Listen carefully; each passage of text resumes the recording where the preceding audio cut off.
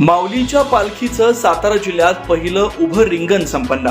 उभ्या रिंगण सोहळ्यासाठी लाखो वारकऱ्यांची उपस्थिती. माऊलींची पालखी आज तरडगाव मुक्कामी. संतश्रेष्ठ श्री ज्ञानेश्वर माऊलींच्या पालखीचं पहिलं उभं रिंगण सातारा जिल्ह्यातील चांदोबाचा लिंब इथं मोठ्या भक्तिमय वातावरणात आणि लाखो वारकऱ्यांच्या उपस्थितीत पार पडलाय. या रिंगण सोहळ्याला अनेक वर्षांची मोठी परंपरा आहे.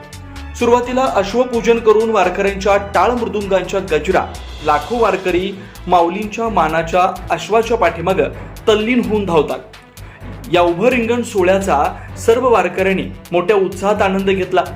आज पालखी सोहळा लोणंदवरून तरडगावला मुक्कामी दाखल झालाय. या ठिकाणी देखील सातारा जिल्हा प्रशासनाच्या वतीनं वारकऱ्यांच्या सुखसुविधांसाठी विविध उपाययोजना करण्यात आल्यात. तर पावसापासून बचाव करण्यासाठी मोठमोठे मंडप देखील उभारण्यात आलेत.